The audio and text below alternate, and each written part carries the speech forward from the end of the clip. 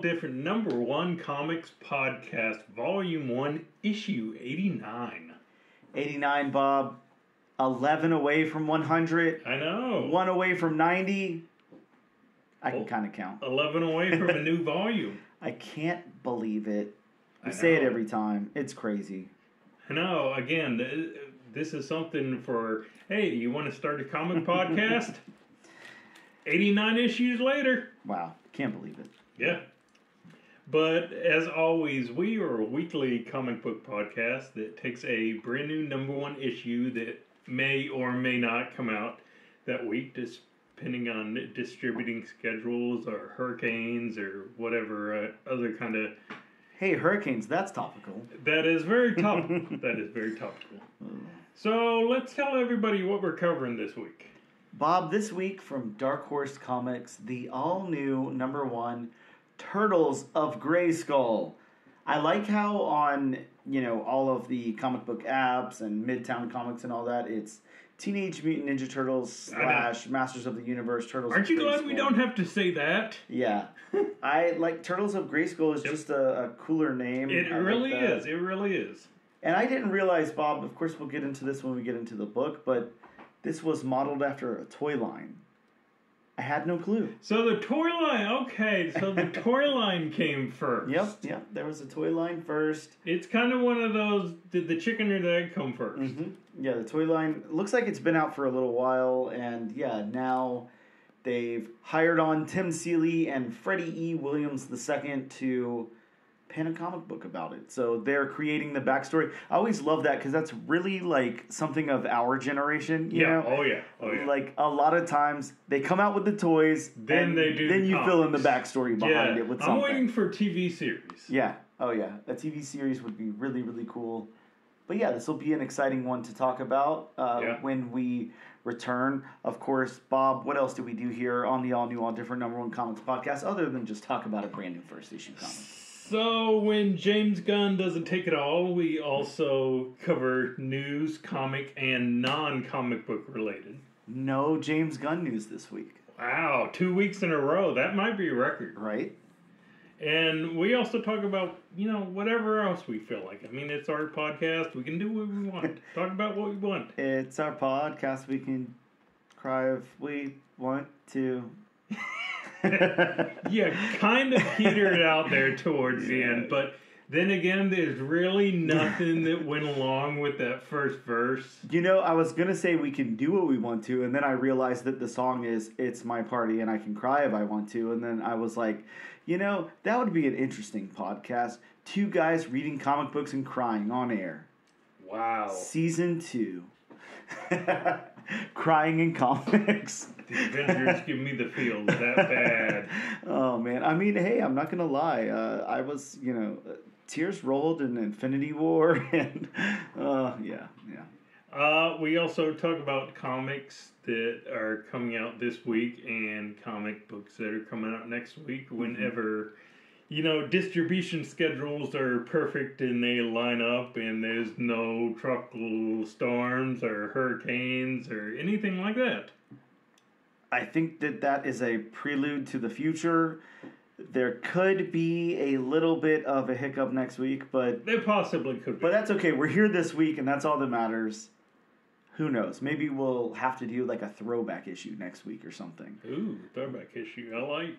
We could go pick up one of those Golden Age style Detective Comics number 27. Yeah, you get the foil, I'll get the regular, and we'll, talk about that. I don't know. As we know with those Silver Age comics, it might be hard to read. Oh, yeah.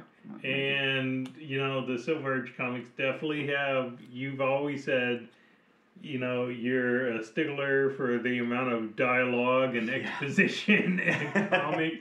And Golden Age, Yeah, quite a bit of that. They weren't really trusting the artist back then, that's for sure. They really were. The art was like the afterthought, they were really involved in plotting and exposition, as you said, making sure that we really know what's going on. Hey, you can draw this character? Okay, you got a job. Can you draw a guy who's dressed up like a bat? All right, cool. I'm going to write a novel, and you just draw a guy's parents getting murdered, and then he dresses up like a bat, okay? Sounds perfect. And then, years and years from now, people will do the same thing, 30 times over. Mm-hmm. We're also not going to pay you, so have fun with that. We're not talking about anybody in particular if certain people are listening, so please just ignore what we're saying. Well, with that being said, Bob, let's take a quick break and we'll return in just a moment. Hello and welcome back to the all-new, all-different #1 Comics Podcast, issue number 89, because Bob has issues, I've got issues with my eyes, and you have comic books too. I don't know where I was going with that one, but I've got 1,600 issues at home at least. Oh, there you go. 99 issues, but a comic ain't one? I don't know. Who knows what I'm going for today. Bob, it's time to talk about news. It's News Light Week, of course, again, but I do have, as you know, a trailer breakdown that we can talk about as well, so... Gee, which trailer? Sinners. That was a good trailer, though. I don't know if you watched the trailer for Sinners. What's his name? Ryan, Black Panther Ryan. There you go. Ryan and Michael B. Jordan's vampire movie. You haven't seen the trailer for that? I have not. Wow, Bob. Definitely check out the trailer for that. Looks very cool. Either way, some news that just dropped about 30 minutes ago.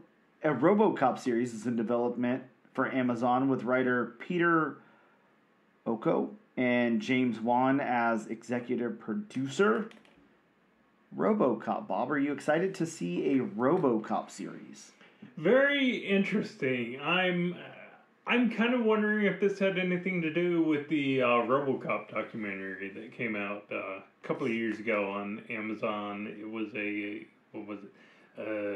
6-part documentary RoboDoc that came out, because I've just booting a franchise like RoboCop for TV series. I'm not going to say it's out of left field, but I mean it's just kind of weird, especially right now, because RoboCop hasn't been in the popular lexicon of today for a while now. So I am excited that James Wan is attached. I love the Conjuring franchise. Yep. And I've enjoyed other James Wan works, so I am happy for that. I think it's interesting because, well, obviously there's no shortage of bringing this stuff back out, all the time. Predator, Aliens, Terminator, all of the stuff that we grew up on, it's like a cycle. It just doesn't end. They just keep coming out with it over and over again. I don't know about you. RoboCop kind of freaks me out. Like, I liked it a lot when I was a kid, but man, like going back and trying to watch that as an adult, like any of that stuff, like even Cyborg and stuff on Justice League and all of that, like that kind of stuff where they're like replacing body parts, and everything just really freaks me out. Like it's like a body horror that I'm just not into, and I hate it. And they take it to like the extreme, in RoboCop and in Cyborg, other than like the cutesy like Teen Titans Go Cyborg or something. But yeah, it's just like, man, this freaks me out. Like I don't want to think of a future where like I'm, pretty much like a head in a spinal column, and then they like stick that into something else. It just grosses me out. I'm not a huge fan of that kind of thing. Well, going out the documentary I was just talking about a few years ago on Amazon. Be glad we didn't get the original director's cut before stuff got cut out, because that would have been kind of rough. And thinking back on it, it's kind of like, how did our parents think that was a good thing for us to watch? Yeah, man, you think about it and think about some of the stuff we were watching, because I don't know about you, but I feel like I watched Terminator 2 like every other day. I was watching RoboCop, there were Last Action Hero, which I think that was probably a little more geared towards kids, but I still don't think it was quite okay to watch at that age. But even James Cameron's Alien. Yeah. Not James Cameron, but I'm sorry. Yeah, you're fine. Yeah, it's just wow. Some of that stuff is just crazy. But yeah, I don't know how I feel.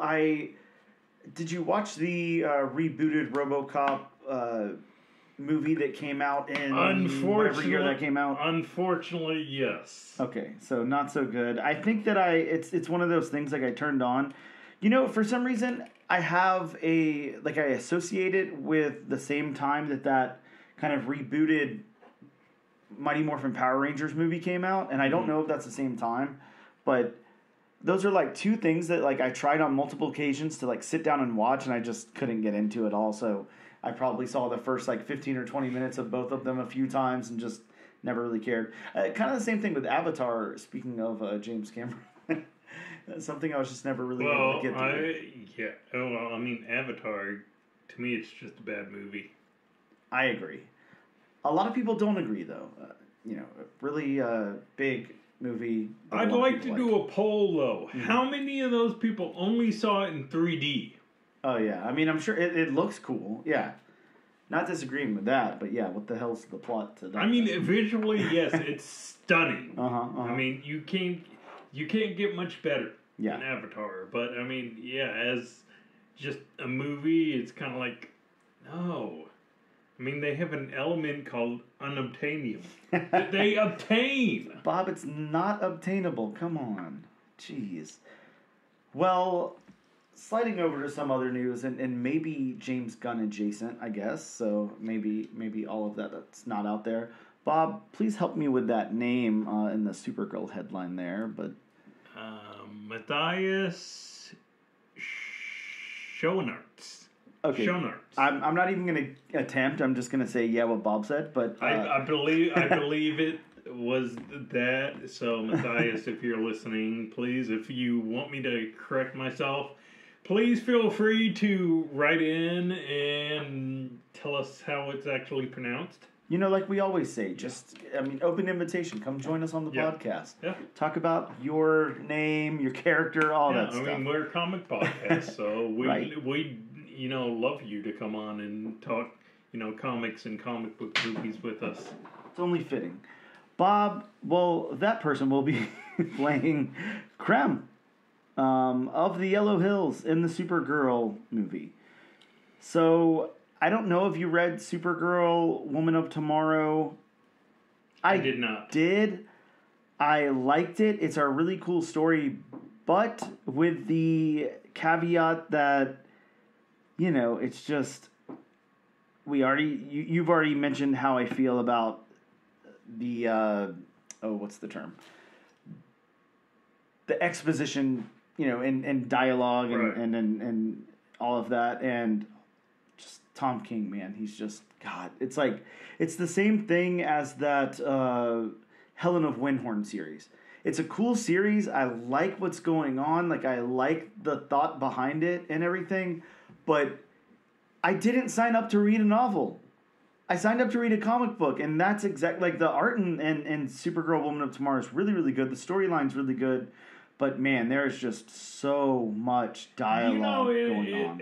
It's funny because I've read some Tom King stuff, and I've enjoyed some Tom King stuff, and some of the stuff I've read doesn't have a lot of exposition, and then it seems like just all of a sudden his writing style just led more towards or skewed towards more exposition and dialogue and all that, which it's fine to experiment and all that, but well, I'm thinking back to whenever we covered Animal Pound, and I think that one is a pretty good mix. There's a good amount of dialogue. There's no shortage of that or anything. It also lets the art breathe. Yeah. And I feel with the artist that he's teamed up with on Supergirl Woman of Tomorrow and on Helen of Windhorn, because it's the same artist whose name I wouldn't dream of trying to pronounce. I think it's Bilquis Evely or something like that. But Bilquist, I don't know. But really, really good artist, really like stylized, really unique art and everything. Mm-hmm. And it's like, man, you're crowding the page, you know, like get some of those words out of there. Yeah.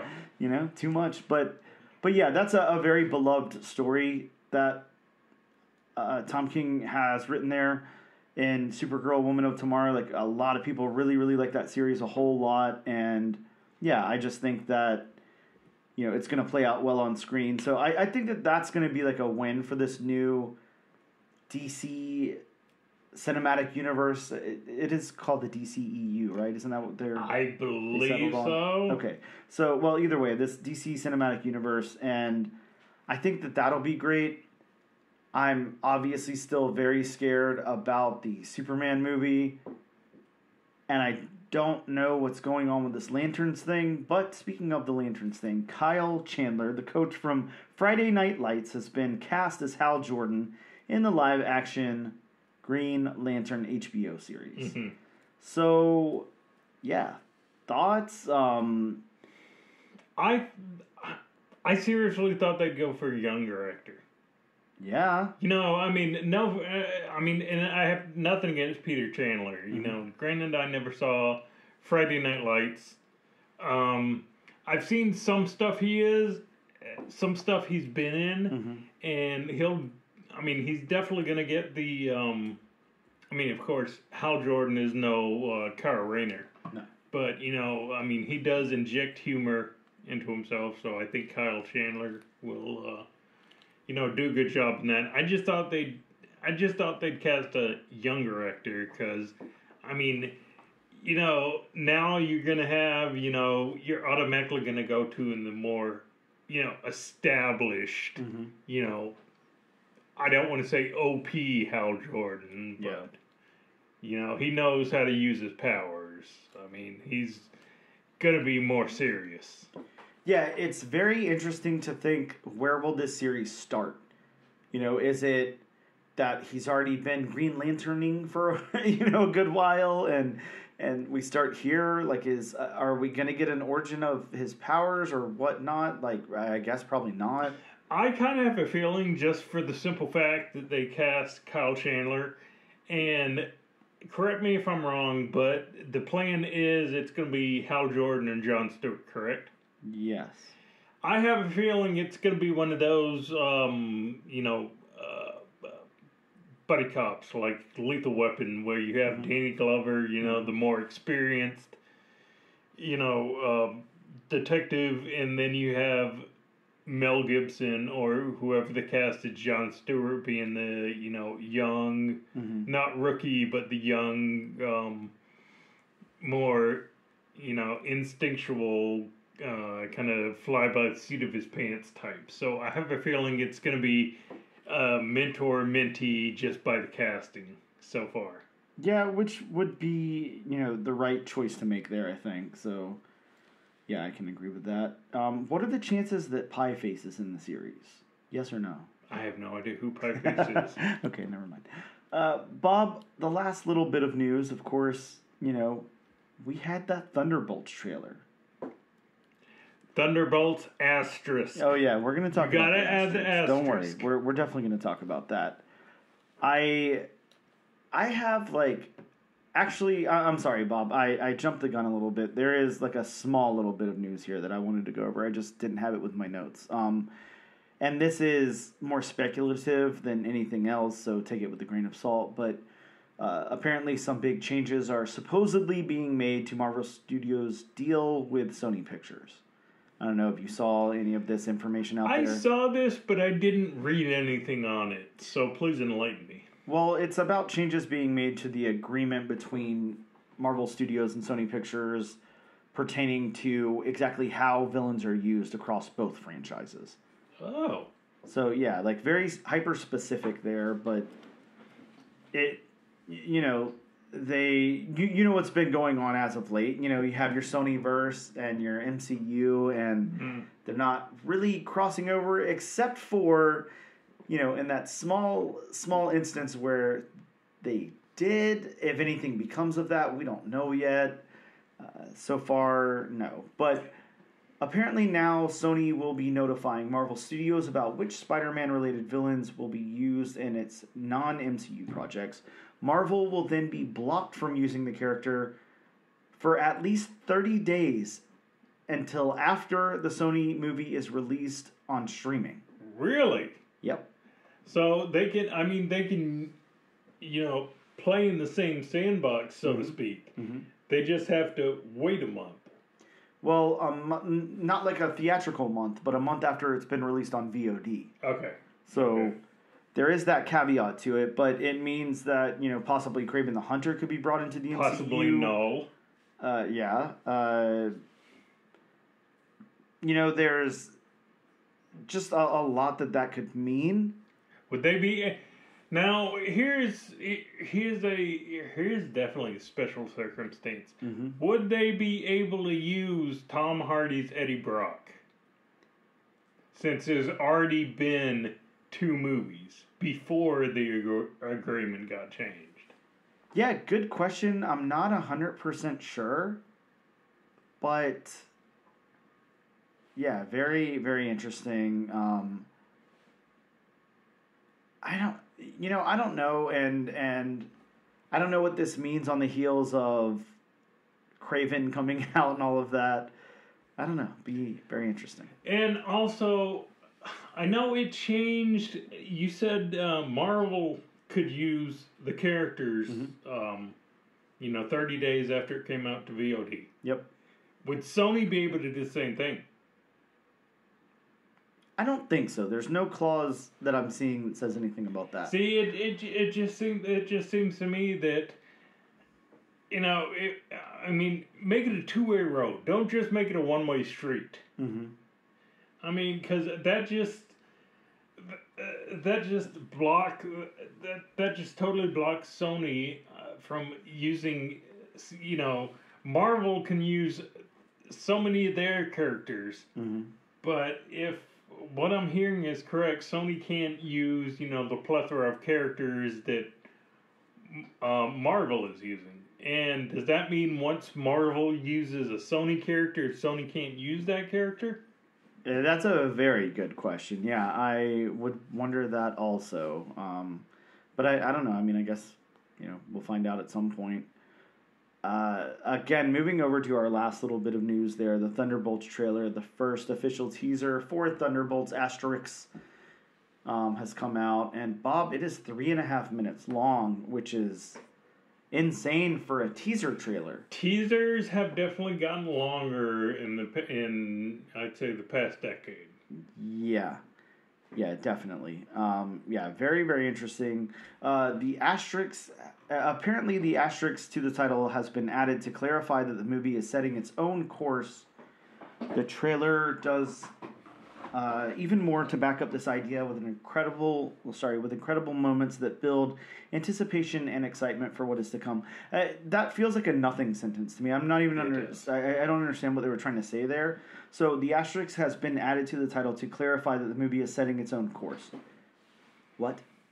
Again, that sounds like a nothing sentence to me. I'm not sure. All movies are made to set their own course. Yeah, I mean, what rules are we exactly following? I'm not too sure, so I don't know what they mean. There's more to it than just that. Yeah, I agree. That asterisk is a very strange thing to add to a movie title, especially something like this. I'd expect it in like an A24 movie or like an indie movie or something like that, but an MCU movie. Yeah. It's very, very strange. That asterisk means something. Oh, yes. Something indeed. So, Thunderbolts asterisk does confirm who bought Avengers Tower. Now, Bob, I'm not going to be able to say her name. Valentina Allegra de Fontaine. Yes. Okay, so maybe I am going to be able to say her name.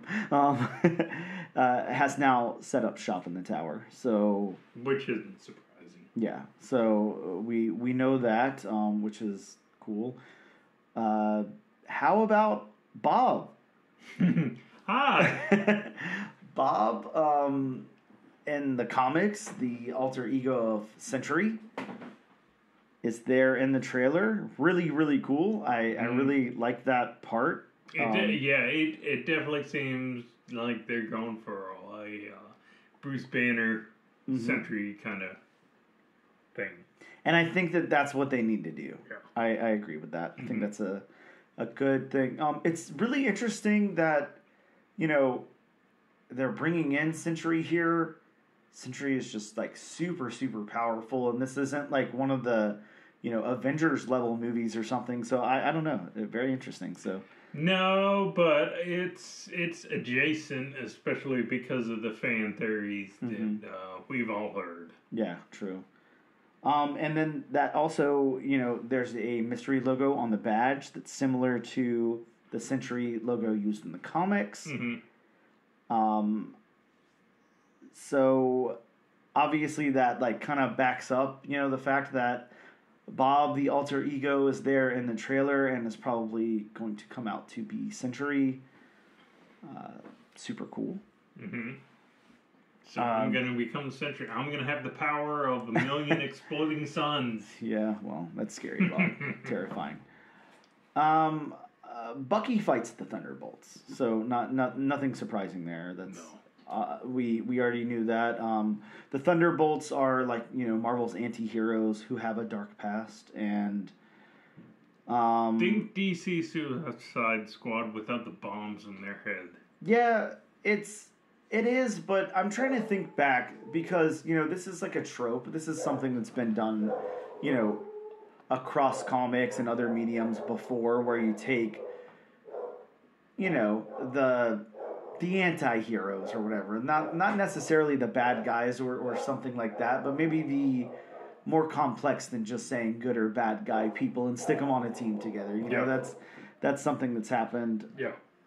So that's interesting. Sorry, the dogs are going to be very loud for a moment here. They're very excited about something. They're just saying hi. Yeah, the impending storm. It's very exciting to them. But yeah, there's a really funny scene with Bucky where he's got his arm in the dishwasher there. That I did find humorous. Just opening the dishwasher and there's Bucky's arm.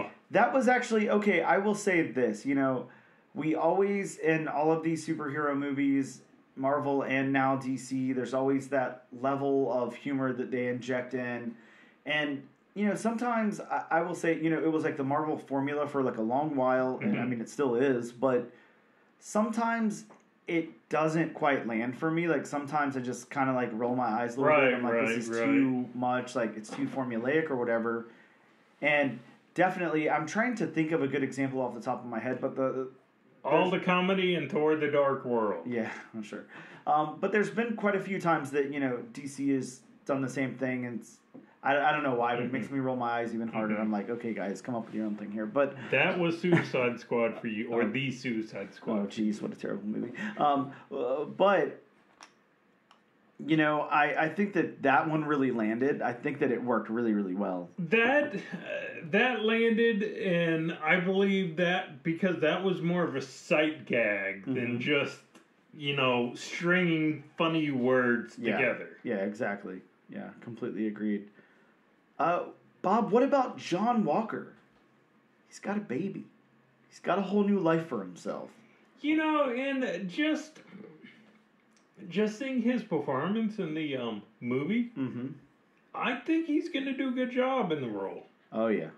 I mean, he was definitely good in the Falcon and the Winter Soldier TV show, and I believe he's going to do a good job in the role. Yeah, no, I'm with you. I also believe that he'll do a very good job in the role. How about the elephant in the room, the Taskmaster's new outfit? I like it. I'm okay with it. Taskmaster and Ghost. I think that they both work pretty well. I think Ghost's upgrade, like, I'm really enjoying. Taskmaster, yeah, I'm cool with it. Like the face mask is just kind of weird. That's I do appreciate how she's sporting the bow and arrow. Yeah. I do appreciate that. I want to see the sword though. I'm sure you will, Bob. Now, okay, so here's a big one. One moment during the trailer draws unmissable similarities between Thunderbolts and Avengers movies. This is what... that's when the text appears on screen towards the end of the trailer. Careful who you assemble. Did you notice that in large yellow letters? I honestly didn't notice that. No? Okay. I did not notice that. Yeah, I don't know exactly what they're going for there. But yeah, that apparently has something to do with the asterisks as well. Yeah. Again, I don't know. I mean, the asterisk is very interesting. Mm-hmm. And there's speculation online, I don't know if you've read this, but that possibly the reason for the asterisk is that it's not actually the Thunderbolts. It's not the team. Correct. Yeah. So like an alternate version of the Avengers, or like, the Dark or New Avengers, of course, or something like that. Well, and I mean, it would be very cool because that would, harken back to the earlier days of, Marvel and getting the universe together, where you had Hydra growing within S.H.I.E.L.D. Yep. Mm-hmm. So, I mean, you'd have the Dark Avengers growing in the Thunderbolts. And, of course, if that does turn out to be the case, of course, the team lineup will not be the team lineup when and if they become the Dark Avengers. Mm-hmm. Mm-hmm. Very true. Bob... Loki's scepter is in here. Like, what could possibly be happening there? Because, as you know, the Mind Stone is not currently in the scepter. Well, and I mean, I've heard that that's just background in a part of a scene.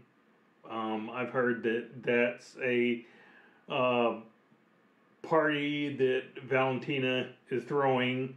And, of course, just like we got it from the Stark Expo and Captain America, there's going to be, a lot of background nods. Mm-hmm, mm-hmm. There's going to be a lot of nods to the earlier days of the MCU, at least from what I've heard. Yeah, and there's like posters on the wall of them talking, them referencing the Battle of New York. So that's obviously a callback to some of that older stuff. I think that, like, one of them even says, like, something like honoring the heroes in New York or the Battle of New York or something like that. So, yeah, very cool. As you talked about, the updated Ghost and Taskmaster costumes, outfits, whatever we're supposed to say there.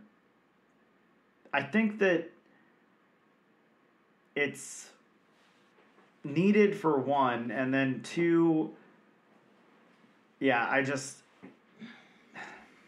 don't know how to put it, but I didn't want to see those same costumes as before, especially not Ghost. I don't think Ghost's original look worked very well, so I think this is a little better. I thought it worked better than Taskmaster's original, look, because it looked like she was wearing a ski mask.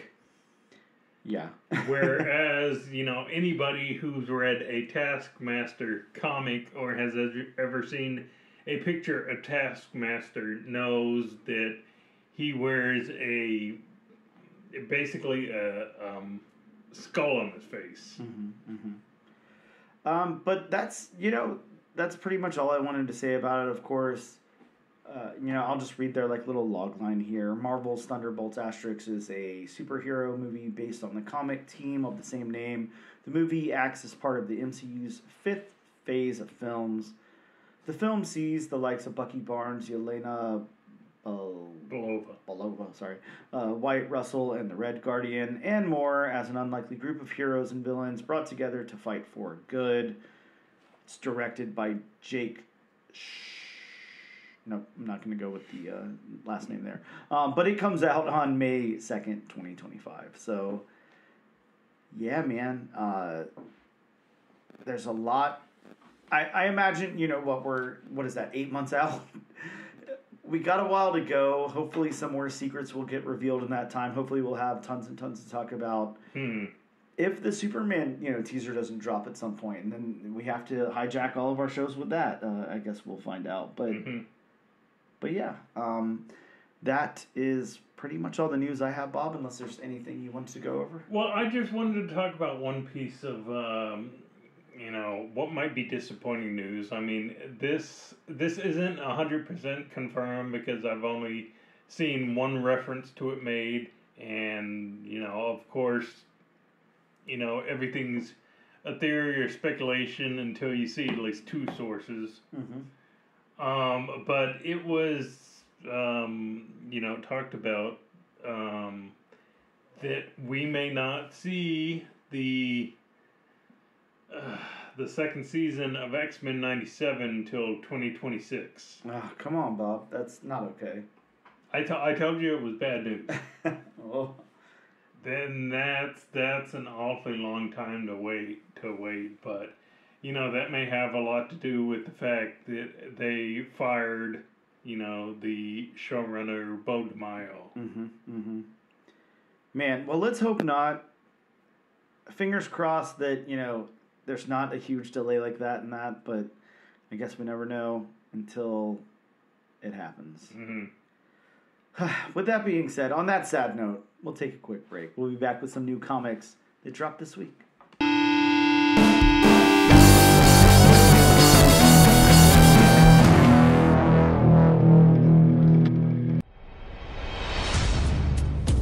A battle for humanity's future is being waged on American soil right now.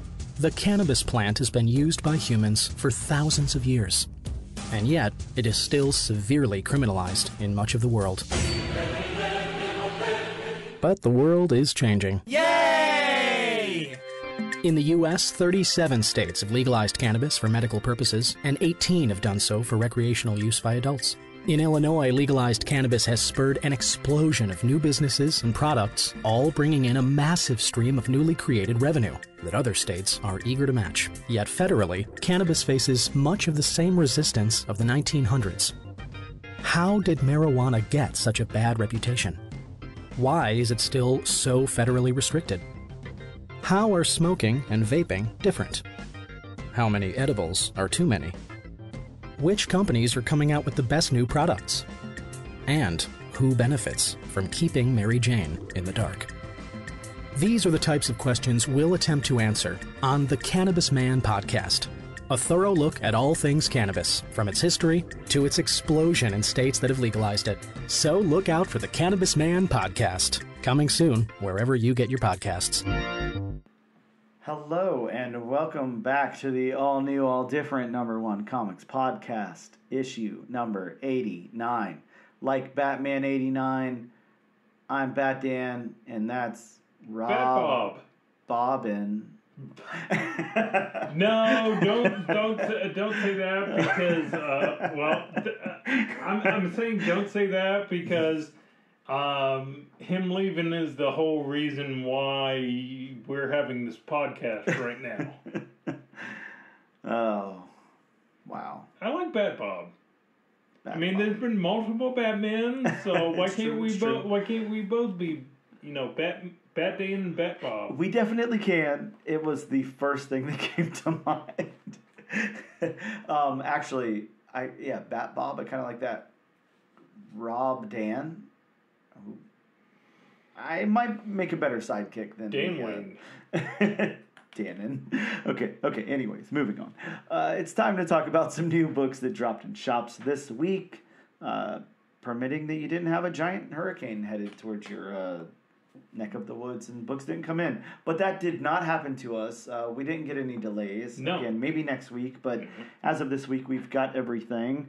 Bob, your favorite publisher, Detective Comics, and they're knee-deep in your favorite event right now, Absolute Power, starring my favorite character, Amanda Waller. Absolute Power Origins 3. Yeah, this is just, it's got a whole bunch of Amanda Waller on the cover. And we've talked about events like this before, events that just won't die. Yeah. I think with the amount of tie-ins this has had, this may really be the event that just won't die. I just want to know who's interested in it. Like, who is buying this? I mean, Amanda Waller fans? Yeah, I'm not at our local shop enough to see what people are picking up, really just me. Mm-hmm. And, when we talk to the occasional person about, like, what they're reading or whatever, but I'm just not seeing anybody heavily invested in this. Right. So I don't know if they are or not. Speaking of Absolute Power Task Force 7, issue number 7. That's right. The numbers finally aligned. We've got 7-7. Did you pick one up just because it's 7-7? No, Bob, I did not. This one, a new generation of fighters from every corner of the world had joined forces to rise up and do something that happens in this book. Now, I would tell you I'd buy an issue if City Boy were involved. Yeah? I wonder what City Boy's doing. Is he anywhere in the universe right now? I don't know because, I mean, I think for DC not to use him, properly is a shame. Yeah, I think he's a cool character because too. His mini-series was great. Yeah, I agree. Good writer on that though, so I mean that helps. Definitely helps develop a character. From Marvel Comics, we got Avengers Annual. It's the Infinity Watch Annual. This one has the Infinity Watch finale, a possible introduction of a new Infinity Watch, and a lead-in to an Infinity Watch series. Whole bunch of stuff going on there, Bob. I don't even know who the last Infinity Watch group was. Yeah, likewise. Back over to Detective Comics. Batman The Long Halloween, The Last Halloween #1, a 10-issue limited series continuing the story from the Long Halloween special and the final installment that began with The Long Halloween back in 1996, Bob. All the way back enough. I know, tell me about it. We also got Green Arrow 16, an Absolute Power event tie-in. Bob from Magma Comics, and you questioned this last week. When we were putting books on the wheel, you were like, how's Magma, blah, blah, blah. Well, it came out. I did grab a copy. This is Hell's Half Acre, #1. This is a mysterious gambler sets in motion a chain of events that attract the ire of lawmen and outlaws in this Western noir with a supernatural twist. Sounds pretty cool. I'm not going to lie. I kind of dig it. I don't know who the creative team is on this one, but yeah, I really like what's going on there. And yeah, I'm going to definitely check it out. Like I said, I picked up a copy. From Image Comics, we got Horizon Experiment, The Manchurian. 1 of 5 unrelated one-shots under the Horizon Experiment banner that reimagines classic genres with main characters that have different ethnicities. The Manchurian is described as a Chinese James Bond. Pretty cool. Chinese James Bond. I could definitely get into that. Yeah. I love James Bond. I don't know about you, Bob, but I'm a big 007 fan. Really dig James Bond. Here's a hot take. Who's your favorite? Bob, it's so hard to have a favorite. Roger Moore. I mean, I honestly don't. If you were to poll fans, I don't think he'd be on the top of the list. I mean, it's Sean Connery for everybody, right? Like that's got to be the #1 choice. Oh yes. It's not Timothy Dalton. No. What about Pierce Brosnan? Better than Daniel Craig. I'll give him that. Yeah, better than Daniel Craig. Yeah. I don't know. It's hard to pick a favorite James Bond. I mean, so many people have done James Bond really well. I think, in all honesty, I'm not going to lie, Daniel Craig is the only one that I just don't like. Yeah, I could see that. Pierce Brosnan definitely screams James Bond more than Daniel Craig does. Yeah, and he did a good job in his respective time period, I feel like, for that time frame, for someone else to step into the role, like, who are we going to get? Like, Tom Cruise or somebody? I don't feel like he would make a good James Bond. So, yeah. No, if he were to become James Bond, there'd be way too many similarities between, the James Bond franchise and Mission Impossible. Yeah, completely agreed. Yeah, I don't know. It's really hard to pick a favorite James Bond. I'm trying to think of who else has portrayed James Bond on screen. I know we've got more, but of course, Sean Connery, yeah. Roger Moore, Pierce Brosnan, Timothy Dalton. Oh man. George something. George Lazenby. Lazenby, that's him. I think for most people he would be on the bottom of the list. I mean, granted, Lazenby only lasted a single. Yeah, he was just in On Her Majesty's Secret Service. That was it. And wow, sorry, the dog's having a good time in there. Yeah, very. Look, he was good in that though. I mean, it is kind of odd that he didn't have another movie at all, but yeah. Either way. Yeah, sorry about that tangent, everybody. I just had to ask. Back to comics. Bob, I think this came out last week, so I think this might be this definitely did come out last week. I'm going to skip over that one. But we did have DC Lobo Cancellation Special #1 come out this week. This is the first appearance of Murder Crotch Slaughterface. Now, Bob... That is a truly Lobo Comics name. Yeah. I mean, I hope everybody picked one of these up because, look, that's a character that's the gift that's going to keep on giving. That character is never going to fade away into obscurity. And I have a feeling that is going to be the next, Deadpool or Harley Quinn. It's just the next character that's like a sleeper and it's just going to heat up out of nowhere. So coming in cinemas this summer. Murder Crotch Slaughterface. Yeah, I can see it. Okay, speaking of, who would you cast to play? Oh, right now? Oh, wow. Well, I mean, a name like that, you think tough guy. Because, I mean, if it wasn't a tough guy with a name like that, you're kind of screwed. Yeah, true. Let's see. As of right now... Let's do Tom Hardy. Tom Hardy. Okay, I like it. I was going to go with... and now I can't remember the actor's name, which is going to kill me.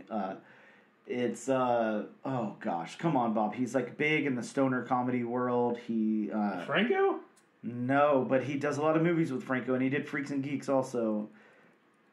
Come on, You're not Seth Rogen, are you? Yeah, that's him. Seth Rogen. Yeah, I think he fits the name well, If I had to think of him as a comic book villain, I think that's a good one. No one's Seth Rogen. I mean, there'd be way too many puns and jokes. Well, did you ever see Zack and Miri Make a Porno, the Kevin Smith movie? I've heard of it. I haven't seen it. Man, it definitely wasn't one of his best, but he cast him, as the lead in that movie. This is very funny. I gained a level of respect for him in that that I didn't think I had. Anyways, over to Marvel. Phases of the Moon Knight, issue #2, the first appearance of Moon Knight that exists in a dark, gritty future version of the Marvel Universe. One of the best titles of a comic. Yeah, very, very cool. DC Comics, Power Girl, issue 13. First appearance of Ejecta? See, I saw that name, and I just had to laugh. Yeah. Because it automatically thinks, okay, she's the goddess of ejection. She can randomly hit a desk and just people eject. I like that. I mean, I guess that could be either a good power or a bad power to have. You could save some people from a falling plane, or eject some people from a safe plane too. Yeah, ejecta. I don't know how hard they were trying with that name. I'm just hoping, what I'm hoping for, because I obviously haven't read the comic and I'm not reading Power Girl, but I'm hoping for oh, come on, Bob. Now, gosh, man, speaking of not remembering things, what's the Transformer who has the cassette deck built into his chest? Soundwave. Oh, Soundwave. Okay, so I'm expecting a Soundwave type of. That was not his original name. Oh no. No. Was it Ejecta? It was not his original. No. Bob Budiansky had better taste when he was naming those Transformers. So what was it? Well, no, it was Soundwave. I'm just saying Ejecta was. Okay. I'm sorry. Name. I thought you were saying Soundwave wasn't the original name. Okay, I understand. I think that would be cool though. Let's get a Power Girl villain that's got it. Okay, so we're not ripping off Transformers. Let's put a VHS interface in the chest there, and just like a VHS cassette like popping out, and it's Ejecta. See, now here's what I want.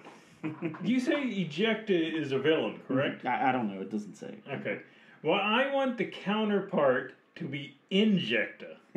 So you would have Ejecta versus Injecta. I like that. I think that you're onto something there, and I think that DC Comics, if you guys need a writer on Power Girl, Bob is available. So I'm at your service for a small fee. Bob can be yours. For a small fee. Just sponsor the podcast. There you go. Wow, that's probably too meta, Bob. It reminds me of, I didn't watch this show, but for an unrelated reason that I won't tell you right now, I have had to watch a few episodes of Home Improvement. Don't ask me why. Don't ask. Anyways. Wait. Have to? Yeah. I enjoyed Home Improvement. Wow, that says something.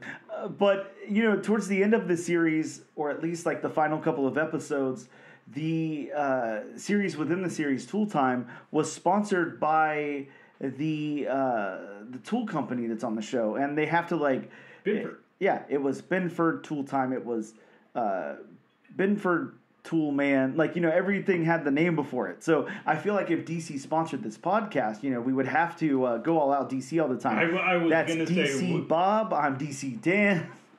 Absolute Power is the best ever. Yeah, I don't think DC's ever going to sponsor this podcast. Although we say very good things about their comics every time we review them, I think the Amanda Waller hate is just not going to get us anywhere, Bob. We need to try to get Dynamite.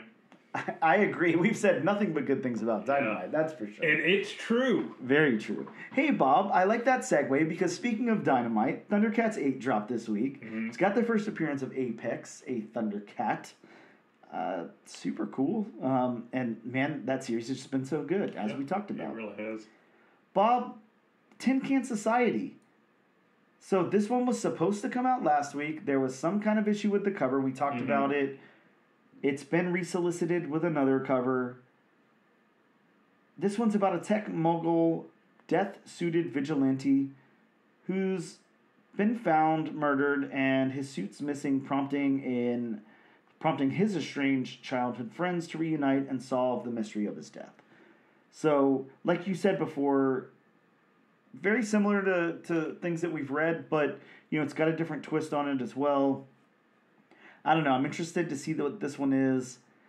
I'm very interested to know why that cover didn't work out, because I'm just looking at the cover that's solicited here, and it's got like a lady on a couch who looks a little upset, and she's got a bunch of pictures on the floor, and she's got a gun in her hand. And that is the cover that actually, came out, that was okay to come out. And the other cover, Bob, is a bunch of kids, just a bunch of kids with like a superhero dude behind them. So I don't know why this. Do you think it had to do with the gun? Well, no, the gun is the one that's coming out. Oh, the gun is the one that's coming out. The cover with the kids and everything is the one that's been recalled. Oh. Yeah, so I don't know what the purpose of this is. So, yeah, we'll have to find out, I guess. Yeah. But next up, Bob, of course, we got from Image Comics, Universal Monsters Frankenstein, issue 2. We both, of course, loved issue number 1 of this book. Thought it was really, really good. So excited to read issue number 2. Maybe a small spoiler, but it was spoiled to us, so we'll spoil it to you guys. This one's about the brain. Really cool. Yeah, really excited to check this out. First one was about the hands. This one about the brain. Really, really cool. Bob, it's Venom War time. We're in the middle of a huge Venom War. It's insanity. Daredevil's fighting a Venom War right now that Daredevil and Daredevil can't win, maybe? I don't know. I was going to say, which Daredevil? Both Daredevils are fighting this Venom War. We also have Venom War Zombiotes, issue 2. Just love the cover on that one. Super cool. From Image, Violator got an origin comic, a 6-issue limited series that tells the origin of Violator from the perspective of the protagonist. Again, we don't know if that protagonist is Spawn or someone else, but Lastly, from Image Comics, we got Violent Flowers #1 after the murder of the Sentinel, a vampire who watched over all supernatural creatures. An ancient clan of vampires reunite to exact their revenge. Sounds cool. Sounds really cool. I'm gonna say that every single time I really like the art in these books because it's Maria Lovelit. Lovelit. I'm not sure how to pronounce her last name, but I always really like their art, and the concept of their books is always really cool. The execution for me doesn't always work. So the last book I remember checking out from this author was Crave, and it was about like an app. They're always like very like sexually involved too. So the app had something to do with like hooking up or whatever. It sounded like a really cool concept, and it just didn't execute super well. Mm-hmm. So I'm wondering if this one will be executed a little better, being it's about like vampires and stuff. But I don't know. I honestly didn't pick it up. If I hear that it's good, I'll go back and try to seek out a copy. But I haven't read that. And Bob, again, I'm gonna go over just what I have here in case there's anything else that I missed. I did pick up Uncanny X-Men issue #3. I got this great Jubilee cover. You know my love for Jubilee, and that's an awesome Jubilee cover. I also got Saga. Saga's back with chapter 69. Bob, it's a... Oh! Yeah, the art on the cover mirrors the issue number. Goober's issue #1 came out this week from Cody Ziegler of Miles Morales Spider-Man fame. This is from Vault Comics.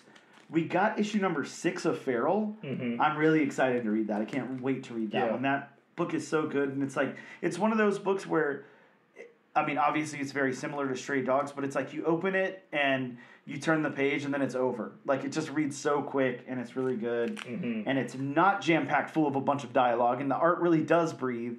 I like that a lot, if you couldn't tell. We also got Standstill issue #2. Bob, you and I both really liked Standstill issue #1, so issue #2 came out. Mm-hmm. We got Zatanna, Bring Down the House issue #4, almost wrapping up that series. And I also picked up Werewolf by Night, Red Band #2 in my stack here. So with that being said, we'll take a quick break, and we will come back and talk all about Turtles of Grayskull.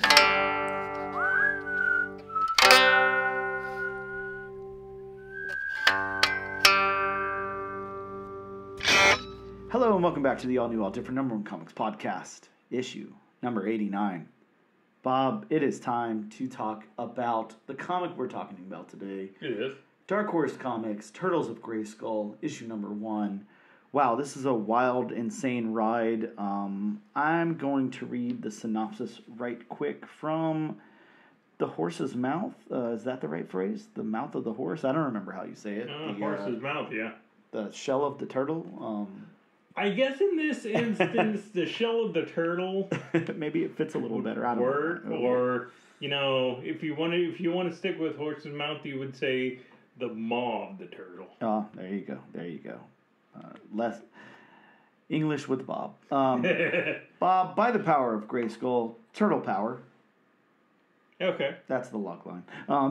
When the Teenage Mutant Ninja Turtles come across Krang and Shredder making a deal with some otherworldly demon mage. Wow, I really can't talk today. Named Skeletor. Things got hella weird, and they ended up in Eternia. It turns out when you mix... Wow, Bob, I can't say any of these words. Ultram mutagen with demon magic, you get a nasty purple poison. And it's brought Eternia to the brink of chaos. So Leo, Raph, Donnie, and Mikey are teaming up with the Masters of the Universe to kick some blue bony butt. The only problem is He-Man is missing in action. Or is he? Bob, that's the solicit there from Dark Horse. I can't believe they actually used hella weird. Yeah, right. Well, you know, I'll talk about the creators really quick, and maybe it'll make more sense to you. Tim Seeley's the writer, so that might help with that definitely with the hella. Makes sense. Yeah. Yeah, Tim Seeley is like the go-to guy for this kind of thing, I think. Bob, Tim Seeley has done Revival, Batman Eternal, Nightwing, Hack Slash, Local Man, Grayson, Witchblade, G.I. Joe, Real American Hero, Money Shot, Suicide Squad, King Shark, Bloodshot, Green Lanterns, West of Sundown, Robins, Dark Red, Vampire, The Masquerade, The Winter's Teeth, Hellblazer, Wildcats, Sundowners, Money Shot Comes Again, Bloodstrike, Chaos, Loaded Bible, Blood of My Blood, The Lost Boys, Brilliant Trash, Evil Ernie, Alice Cooper versus Chaos. I don't know. I could go on and on with stuff. So what you're saying is he's done a lot. Man, if you could just go through the whole list of everything Tim Seeley's done, we'd be here for a while. Yeah, a long while.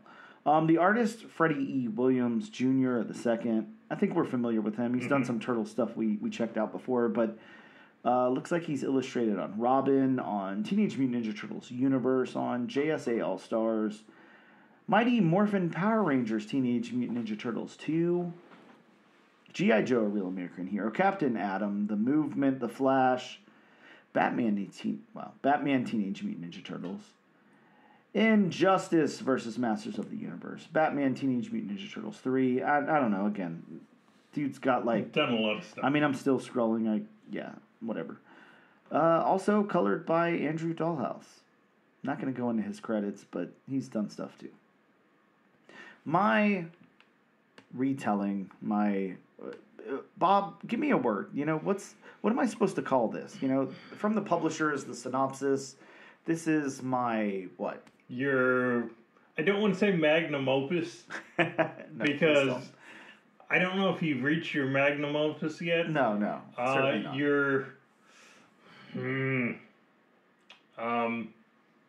I don't know. I'm at a loss. All right, that's your homework, Bob. By next week, I expect a word. Turtles of Grayskull opens with the Turtles in Eternia as they communicate with Master Splinter and April on Earth. The Turtles explain that they interrupted a deal Shredder was making with Skeletor in exchanging magic for mutagen. They are staying behind to help fight off Krang and Shredder. Next, Man-at-Arms assembles his team of Masters of the Universe and the Turtles. Everybody fights for, quite a few pages. As the fighting goes on, Renette shows up to untangle the Turtles and the heroes of Eternia. But as she and the Turtles end up in separate holding cells, the Turtles are released in a giant full stadium as they gear up to fight the Triceraton All-Star team. And then He-Man walks out at the end. What the hell, Bob? What happened here? This is crazy. Let's talk about this comic. Wow. Let's talk about the story beats. This, it's pretty straightforward, but told in a weird way, I guess, because we are very exposition heavy. I was expecting that, we need a reason why these two franchises are crossing over, so it can't be as simple as a little blurb or a page. They have to really give us a reason why these two came into contact with one another. So it's I get it. I don't like it. I'm not gonna lie. The amount of exposition and how long it takes to get to the action in this book, I don't love the pacing. But once we exit out of that and we get kind of straightforward into the good guys assembling and fighting the bad guys, basically, everything runs a lot smoother and the beats work better. But I don't know, it's so slowed down in the first half. What do you think about it? I'm not going to say, exactly verbatim. I didn't have the exact issues that you had. I did have an issue with when I first started reading this comic, and I don't know if you got the same sentence, but I had to actually look it up and see, okay, is this a sequel comic? Yeah. Because of the way it was being told. And I have to say, while the beats worked to a certain extent, they did work for me. Yeah. Until I found out that it wasn't a sequel comic, and then, they did that. Mikey was doing the telling of how they, got to that other universe, which I kind of wish, those parts had been flipped around. I kind of wish it had started with what happened, and then maybe 2 years later or 6 months later or something like that. It just would have flowed better for me if they had done that. Yeah, I'm not sure why the story couldn't have been how these two encountered one another, and by these two I'm making it sound like individuals, but you understand what I mean. These two groups encountered one another. Yeah. It could have been that throughout the book, and then the final page, them going off to Eternia or something. I mean, even that, but again, I just wish the two parts had been flipped around instead of they're already there and then they have to tell the story of what happened. I mean, I think that, it is, like we talked about before, this is kind of a classic thing that's a trope of our childhood where, toys or something come out and then you've got to flesh out the backstory behind it with something else, a series or a comic or something. Yeah, plus by doing that, I don't know about you, but to me it felt kind of rushed. Yeah, it felt rushed. There wasn't... I mean, there was some explanation for, how they got to Eternia. But then again, I would have liked a little more explanation of how they... maybe like you said, focus more on telling the story of how they got there to the comic instead of, what was it? A couple of pages, maybe? Yeah. Yeah, it's interesting, and it reminds me of... I don't know if you're anything like me, Bob, but I'm a huge collector of... Now I'm trying to think... Man, I just can't think of words today. Whatever it is, where you have an existing IP and then you make a comic book out of it, whatever that's called, licensed comics, I guess. Licensed is what I'm looking for. So I got on this kick a while ago, and I love to collect there's a series for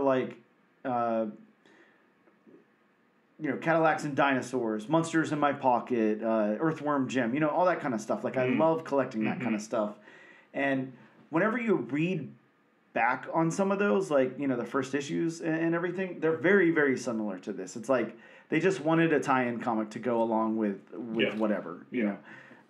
The Earthworm Jim one is one that's it's really giving me vibes of that. It's all of this happened because it happened, There's no real reason or whatever. They just had to make it happen for the crossover or for the toy or for the game or whatever.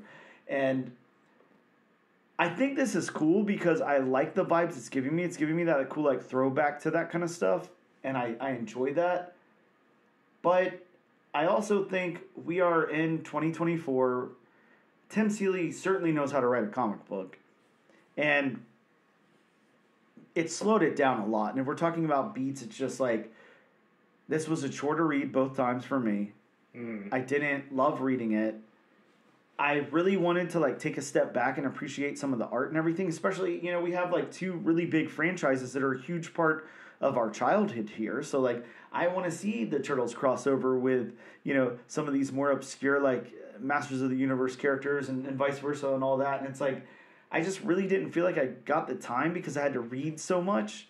And I don't know. I think it just slows it down quite a bit. So I wasn't the hugest fan of the beats, I'll say. Now, moving over to dialogue, this is going to be the biggest problem for me here, is the dialogue. It's a simple story, once you break it down. Okay, so, Skeletor came to Earth or whatever, whatever happened there, and he wanted the mutagen, to mix with some magic and, supercharge his team or whatever, whatever's going on there. And, the Turtles want to help He-Man and everybody, supposedly, whoever, Man-at-Arms at least, kind of fight that off and everything. And they're going to do that, so very straightforward, very simple. Now, like, why am I getting, like, a novel worth of information here? There is so much dialogue. Like, there's just so much, and it's just so heavy, and it's like, I can't, just sit back and have a good time and enjoy these two IPs, like, mashing up together. Like, I just want, like, a simpler story where, I don't know, the Turtles can be a little extreme and the Masters of the Universe can be a little more serious and the Turtles can eat some pizza and fight some dudes. Like, it seems very simple, but it's so convoluted instead. Like, there's just way too much going on here in the dialogue. What do you think about it? I actually like the dialogue. I could see everybody saying it. The voices work. Yeah, let me point that out. I'm sorry to interrupt you, but yeah, like, I didn't point that out. The voices, he did nail the voices, so I don't want to take that away from him. Yeah, I mean, I could definitely see the Turtles, talking like they would. I mean, I could definitely see, Raphael pointing out that Michelangelo is a better storyteller than Leonardo, and Leonardo's feelings getting hurt. I could definitely see Man-at-Arms giving his, battle speech. Oh, yeah. I'm not going to call it his Independence Day speech because to me that's the best speech ever in media. Today we celebrate. So yeah, I mean, I could definitely see everybody, talking like they would. I especially enjoyed it was just a little line of dialogue. I believe it was Raphael who said it, but where they're talking about they had to stay to because of the Bushido pact of. Basically, it boils down to, you're required to help the innocent. I did enjoy that little line of dialogue. But yeah, as far as the dialogue goes, I mean, everybody had their, voices, I could hear. Speaking of hearing, I don't know about you, but I did hear Shredder as Uncle Phil.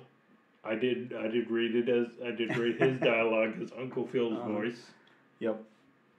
Yeah. I think the voices were dead on. So the narrative of the book, I think I've already spoke about it enough to not have to. It was just pretty straightforward. Yeah, I don't really have to speak about it again. I didn't, and I don't know if this is a Beats thing or this might be narrative. But I don't know if I enjoyed the third act. The whole because I guess maybe because I'm not familiar with the character of who what is it, Rennet? Yep. But how it goes from Eternia and then all of a sudden, it goes to the fighting arena. I would have liked the narrative to focus more on the battlefield fighting as opposed to, okay, we're going to use time travel as a trope to, put everything back the way it was. That's, to me, that's been done so much. It's just become, I really don't want to say lazy way out. Yeah. But I don't know what else to say. Yeah, and I agree there. It's like, how do you even put that? But yeah, it's just kind of convoluted. And I mean, who wouldn't want to see the Turtles teaming up with the Masters of the Universe to fight Shredder, Krang, Skeletor, the Foot Clan? The villains of Eternia. Yeah. Who wouldn't want to see that? Yeah, exactly. The only real reason that I'm familiar with Rennet is, I don't know if you remember the cover of Teenage Mutant Ninja Turtles #8, the Cerebus crossover. No. But she is like front and center on that cover, and I'm going to show it to you really quick because it's a wraparound cover, and it's it's one that, like, I mean, the second you see it, you'll know, because, you know, she's like a time master or whatever. She's a... Are you familiar with that cover? No, I'm not. Really? Yeah. Wow, that's very interesting. But yeah, she was on the television show. She's got, like, you know, this magic scepter and everything. I don't know. She's an interesting character. Really, really interesting, weird character. She's like an ally of the Turtles, and like a lot of times she makes like really uninformed, like rash decisions. That's where like the hijinks comes from. Basically. She looks like Evelyn in that in that cover you showed me. Yeah, yeah. Which at first I thought that's who it was, Evelyn. Oh, okay. No, she's definitely like a Turtles character. You know, I honestly think that she might come from somewhere else too. But anyways, that's besides the point.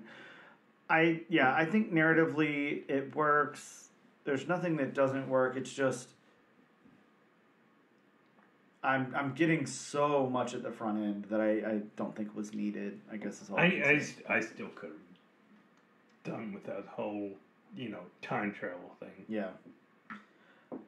The world building, I think he did a good job with the world building. I think that, you know, it's fleshed out. I think that there's enough equal parts of both worlds here, and we get to see like other corners of them and all of that, and I think that's cool.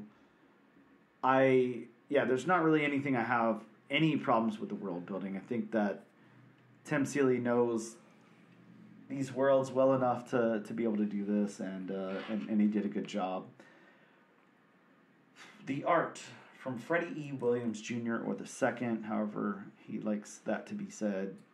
How about the characters? Because this is a hard one. You know, it's almost like when you take like a Spider-Man or a Batman or something very iconic. Both grew up on Turtles and Masters of the Universe, so they look a certain way to us. We need them portrayed a certain way, you know, in our heads and everything. How did you feel like Freddie did on the characters here? I think he nailed the characters. Yeah. I really do. I mean, you know, and I especially love, I know this is based on a, you know, pre-existing toy, which I did not know about. Mm-hmm. But, you know, I definitely like, you know, his interpretation of the Turtles in their battle gear. Yeah, yeah. That was awesome.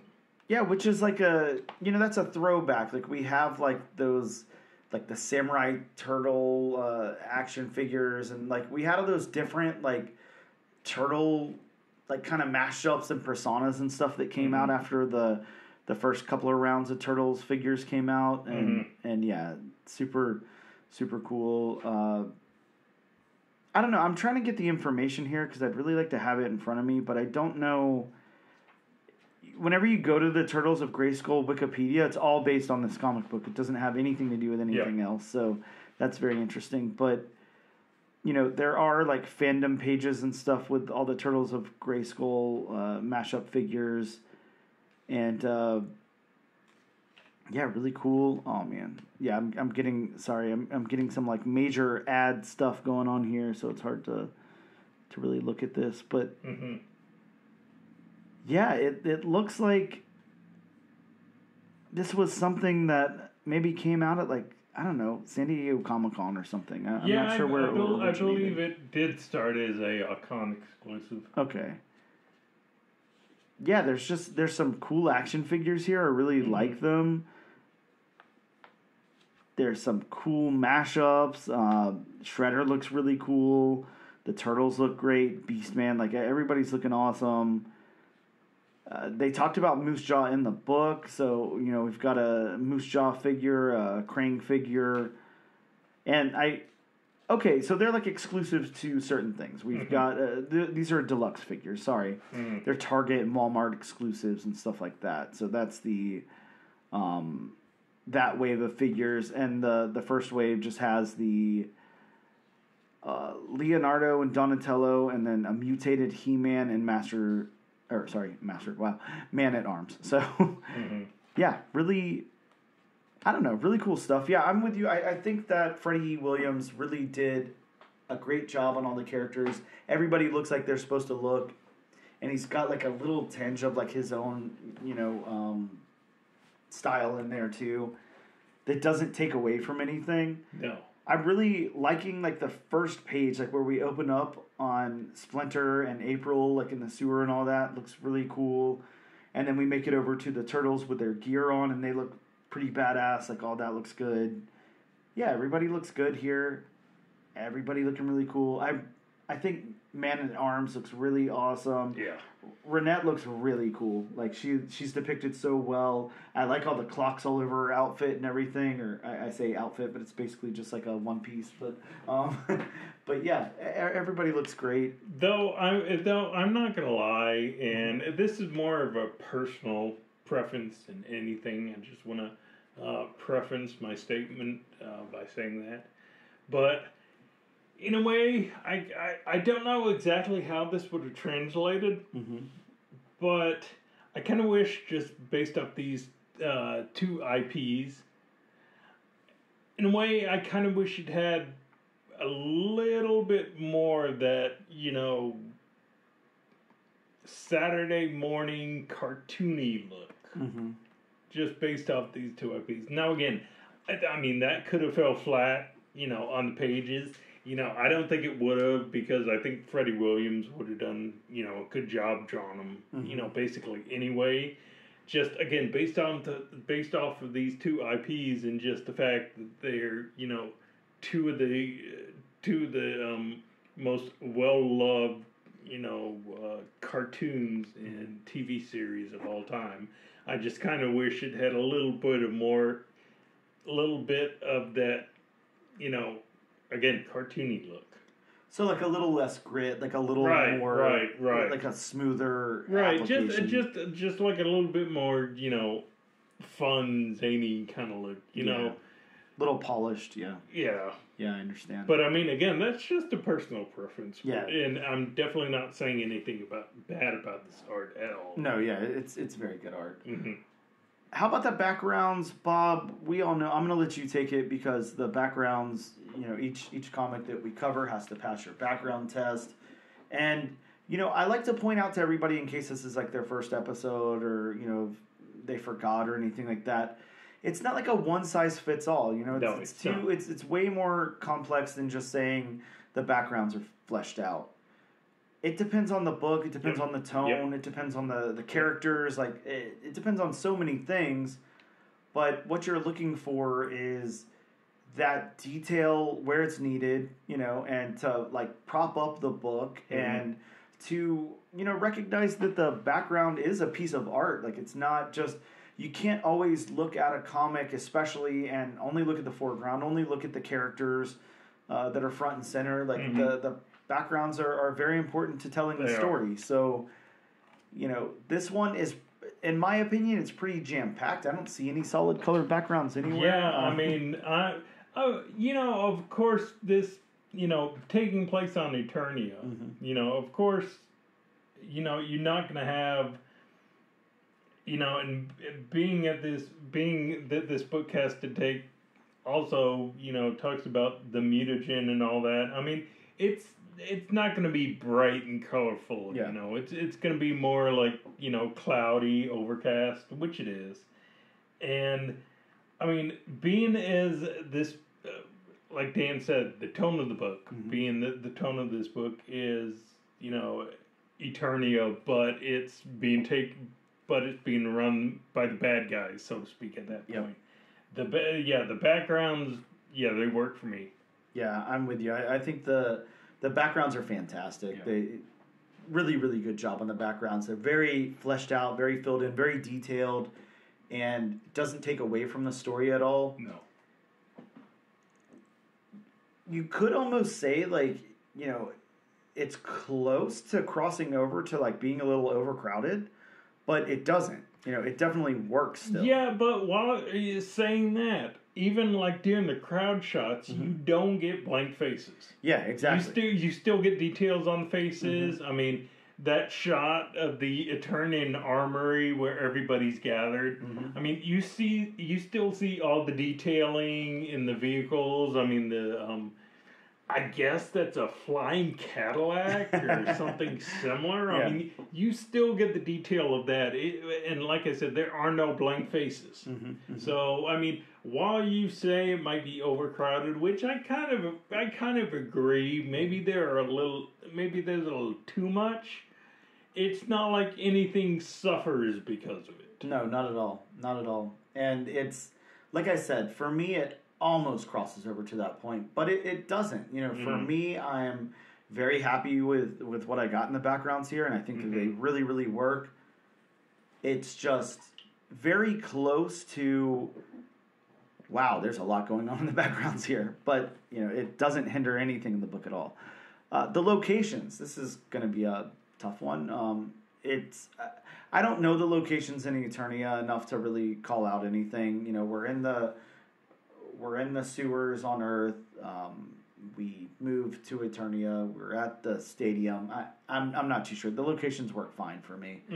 I don't know how to call any of them out and really talk about them in any specific way. It's been a long time since I've revisited Masters of the Universe, and White Turtle stays pretty fresh in my mind. You know, it's the city, and it's in the sewers. Like, yeah, essentially the two biggest locations we get are the armory, which I'm guessing that's in, you know, the castle in Eternia, and then Castle Grayskull. Yeah.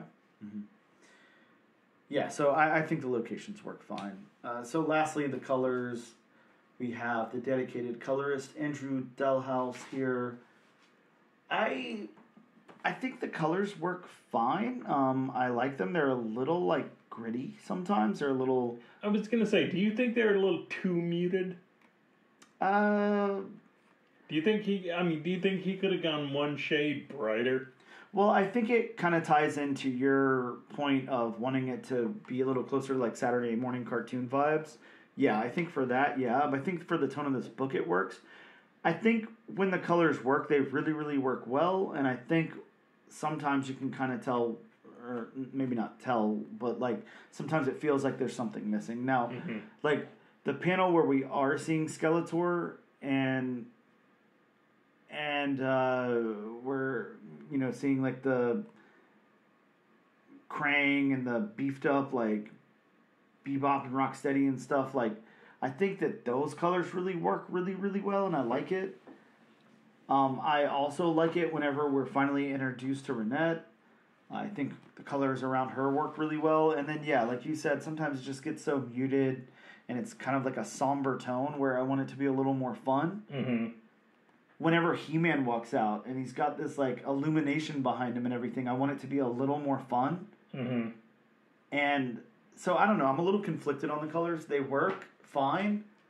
But, you know, I picked up, as you know, because you picked out this cover for me, Bob. I picked up a variant cover here. And I do want to stall for just a second and get this cover artist, because I want to talk about that for one sec. If, I don't know, feel free to step in with anything you've got. If... I don't have anything. We'll just let the listeners, you know, listen to Dan stalling for time while he looks up the cover artist of this particular variant cover. So this is the C cover, and it's Alexis Zarit, I'm going to go with the artist's name. And I don't know that he colored this, but I would imagine so. But, man, like, I think if the colors could have been a little more like they are on the cover, on this variant cover... it's just a little more fun, you know. It's less muted. It's more fun. It's more. There's just it's fun. Like, the colors are just fun. Like, that's basically all I can say. Yeah, I was gonna say this is definitely what I was talking about. You know, with the more Saturday cartoon, you know, more fun, zany vibe, whatever you want to talk about. Yeah, I like the colors on this a little bit more than I like what's going on inside the book. It's not a dig, it's just, yeah, I think that in some points it's just a little too muted for my taste. But, yeah, that's my take on it. Bob, is this enough to make you want to move on to issue number 2? Is this enough for you to suggest this to our listeners? Well, I like both the IPs, and, you know, I think this book did enough. I mean, of course, you know, I've talked about how I would have liked to seen, a few things changed up here and there, but I think this definitely does enough to where I can recommend it for myself, and I can, definitely recommend it for our listeners. I mean, if you're a fan of the Turtles, if you're a fan of the Masters of the Universe, if you're just a cartoon fan in general. Yeah, and I can second some of that. I like this. Mm-hmm. I obviously like both the IP. Really, really fun stuff that I grew up on. It was, I think any given day, when both of these franchises were out, when I was a little kid, you could definitely see me playing with my Masters of the Universe toys and my Turtle toys at the same time, probably rocking a Turtle shirt and riding a He-Man bicycle, and I had everything. I had Castle Grayskull, I had the sewer set, I had the van, I had the Michelangelo that shot pizza out of his stomach. I had all of this stuff. I played with all of these figures and sat down on my floor and watched all of this stuff together at the same time. So, welcome to Dan, a retrospective look back. Yeah, oh yeah, definitely. Please hop into my Castle Grayskull. We take a look back at the years past. But yeah, this is a easy win for me. I am not going to lie. I would have liked a simpler story. I'm going to see where they go with it, but I'm hoping that the next few issues kind of calm it down on the dialogue a little bit and let the story breathe. I don't think they're going to be honest with you, so I'm going to check out the next issue. I can't say I'm not going to follow the series out, because I will, because I love both the franchises so much, but I don't want to be tricked into this the same way, that I was tricked into buying however many issues of Teenage Mutant Ninja Turtles, Mighty Morphin Power Rangers, and stuff like that. Sometimes it's just a little much, and it's just like a cash grab. I think that Tim Seeley really has a love for this stuff, so I don't think he's doing any type of cash grab. And I mean, it's Dark Horse's job to do a cash grab, but I don't know. I want a little more respect to the audience and a little less shoved down my throat with the storyline here. I hope I get that. So I'm going to continue on, and I suggest that you guys check it out too. Just be in the mood to read, whenever you pick this up, because there's a lot going on here. I think with that being said, we'll take a quick break. We'll return in just a moment to talk about some new books that are coming out next week. Hello and welcome back to the all-new, all-different number one comics podcast, issue number 89. Bob, it is time in the show to talk all about the new comic books that are dropping next week. Hopefully, fingers crossed. Bob, that caveat is going to extend very far here because, as you know and as we've talked about, today is Wednesday, September 25th. Mm-hmm. There is a major hurricane on its way to us. Hopefully not. Hopefully, we don't get anything too bad from it. But South Carolina. Yeah, we could be dealing with some delays next week or possibly no books shipped. This has happened before. We're used to this. So, even if we don't get a direct hit, sometimes all of that gets messed up along the way. So, yeah, and just on a side note, I just want to tell everybody, be careful. Stay indoors if you have to. Don't go out on the roads if there's heavy rain and high wind and a lot of debris. And if they tell you to you have to evacuate, heed the warning, because, you don't want to be, stuck at home when, you have a raging river coming through your house. Yeah, and, like Bob said, I'm looking around my room right now that we're in recording, and it's been a little bit since I've dropped off some stuff at storage, so I've got stacks of comics, on the floor and everything. Of course, I've got my, graded books over there in the corner of the closet, and I've got, my stuff that I'm less willing to lose over there in that corner and everything as well. So maybe now would be a good time to pick up, put some if you've got some stuff at home, make sure it's well taken care of if you can, and all of that stuff. You don't want something as lame as a storm or a hurricane or something ruining all your high-end books or anything like that. So that would suck. But, we're here for the fun, and hopefully, nobody has to deal with any of that. But just, something you want to keep in the back of your mind if stuff starts to get bad. Make sure you take care of yourself and your loved ones and your most prized possessions, Bob, because those are important too. Let's talk about some new books that are dropping next week. Of course, before we do that, we already had a hurricane disclaimer time, but we need a regular disclaimer time with Bob. So everybody gather around.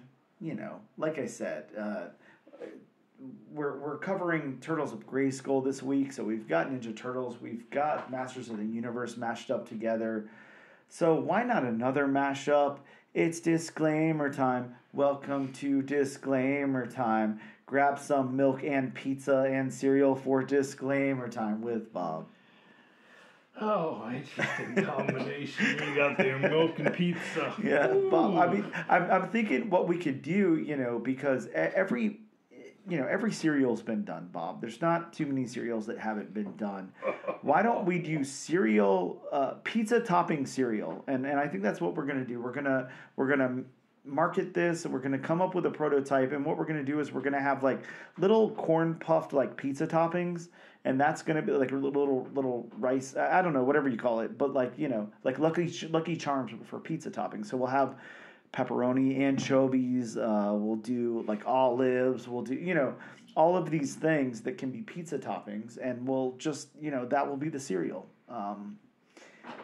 I don't know, Bob. I'm still workshopping. Very interesting. It'll be like Jones Soda, where it's just those funky, off-the-wall flavors. What was it, like turkey dinner? Thanksgiving dinner, Jones Soda? Yeah. Oh, God, yeah. Terrible. Never tasted it, but I heard it's really bad.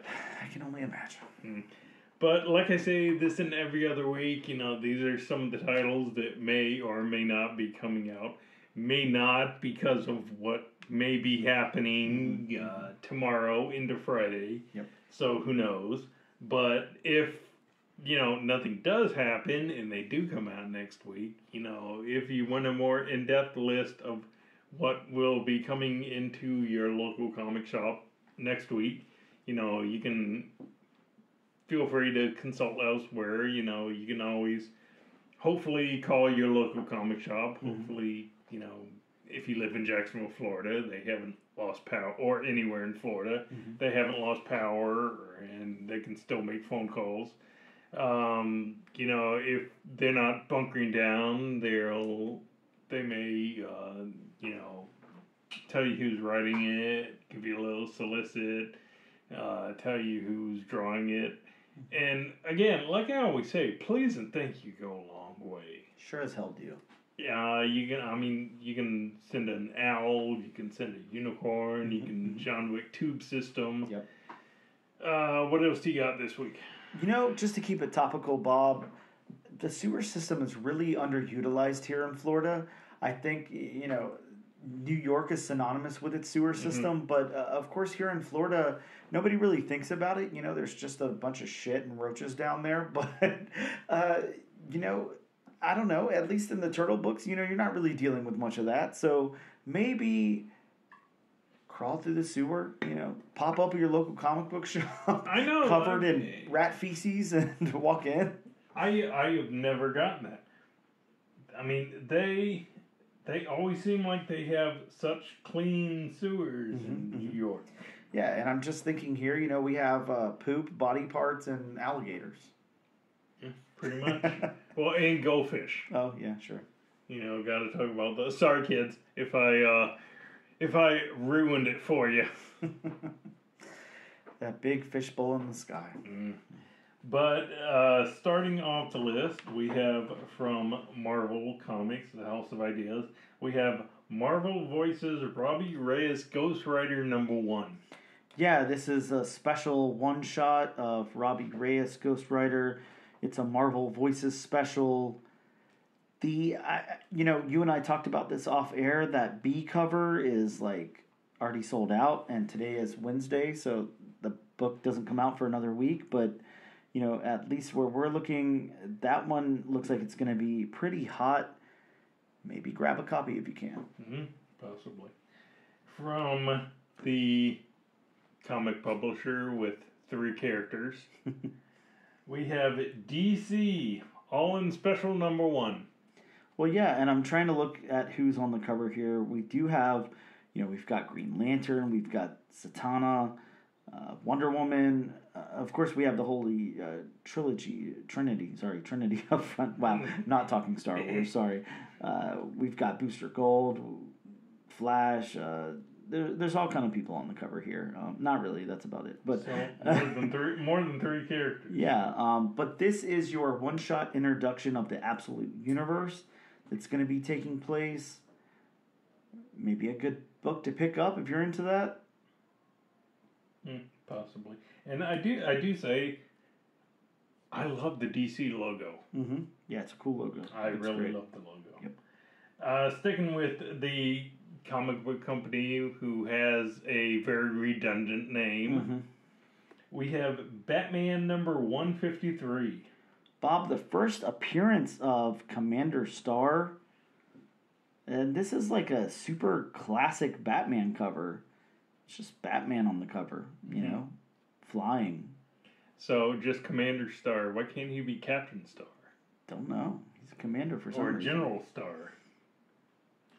Going back to the House of Ideas, Marvel Comics, we have Star Wars, The Battle of Jakku, Insurgency Rising number 1. That's a title. And Bob, for everybody who's here to listen to me stumble on names, wow, you're definitely going to get it here because holy crap, I'm not going to be able to say a single one of them. But you like me. Bob, this one's got the first appearance of Brog, a Purge Trooper commander. The first appearance of Moff Umbric Adelhard. Ubric Adelhard? Yes. The first appearance of... The possible one of Bob's favorite appearances. The possible first appearance of the Defiant Imperial. The possible first appearance of Renya Oscar. We'll go with that. Okay. I was waiting for a correction. And the solicitation for this one. Who are the mysterious and deadly acolytes of the Beyond? What is the new villain's connection to Darth Vader? We will see. Bob, this is just craziness. We're going to see what happens in the Star Wars universe there. Sticking with Marvel, we have Ultraman X Avengers number 2. I'm guessing it's Ultraman X Avengers. Bob, another favorite of yours, possible first appearance of Alien Zarub, a herald of Galactus who is mentioned in issue 3. I'm sorry, I hate when they do that. It's kind of like mentioned in the issue after this issue. I can't stand when they do that. Stick with Marvel. We have one I know Dan's looking forward to. We have Storm number 1. And Bob, this one's cool because I'm really liking what they're introducing here. This is something I haven't thought about in a while. No. The introduction of Night Nurse's Superhero Hospital. Talk about a character they haven't used that often. Yeah, really. But this is cool. I like this, and I obviously was going to check this out anyways. I definitely want to see how that ties into the book and Storm's world here. Very cool. And finally, rounding off my list, we have from the redundant comic book publisher, we have I Know What You Did Last Crisis number 1. Yeah, that's fun. This is an anthology of horror stories tied to major DC events, including Blackest Night, Crisis on Infinite Earths, Millennium, 0 Hour, The Final Night, and Final Crisis. That's just cool. That's just fun. I'm really into this. And I really love the Infinity cover. Yeah, definitely. The Infinity cover is super cool. The only thing I don't like here is the $10 cover price. That's going to scare a lot of people off. But I mean, it's an interesting premise. Yeah, I mean, definitely. adding horror elements to those events. Yeah, no, I agree. It's just that price, man. It's hard to get behind sometimes. $10 for a comic. Yeah. Wow. Bob, we've got 3 books on the wheel. Of course, as I said last week, we're just going to pretend like we're sponsored by, until they sponsor us, by the lovely wheelofnames.com. If you need a wheel, use wheelofnames.com. That's right, Bob. Head on over to wheelofnames.com for all your wheel needs. Wheel needs for a real world. Come on, that's a... That writes itself. That sells itself. I'm just going to say... if I'm not on Wheel of Names payroll, I know. am now, Come on, what are you doing? Yeah, for real. I just gave you guys gold. Bob, time to spin the wheel. We've got 3 books on the wheel. Star Wars, Battle of Jakku, something, Creeping Below the Storm. Bob, I think you got your wish this week. We're going to be covering Star Wars, Battle of Jakku, Insurgency Rising, or something like that. I'm really looking forward to them finally explaining in more detail the Battle of Jakku. Because they teased it in the Force Awakens, which I know, the sequel trilogy was not everybody's cup of tea. Of course, I have issues with it. But except for mentions here and there, I don't think they've explained it proper what it is.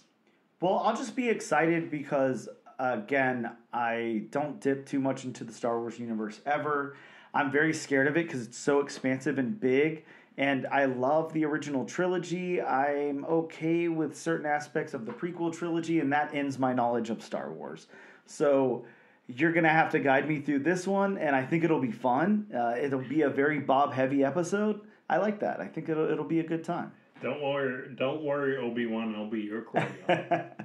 Yeah, I'm just hoping that there's all kind of characters and worlds in here that I've never even heard of, and you get to tell me where they came from and all that stuff. And that you can't pronounce. Oh yeah, the pronunciations are going to be wow. Yeah, we'll see what happens. But that being said, that wraps up the episode. Thank you guys so much for tuning in. As Bob said, hey, be safe out there. We hope no storms are coming your way, but if they are, make sure that you're safe and use all of your precautions. And hopefully you have, books to tide you over. Yes, exactly. Hopefully you got comics.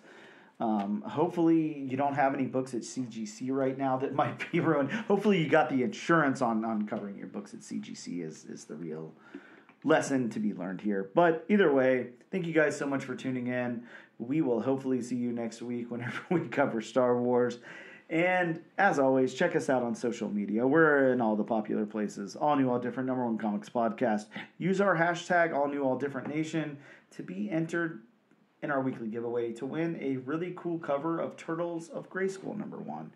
Thank you, and we'll see you guys next time.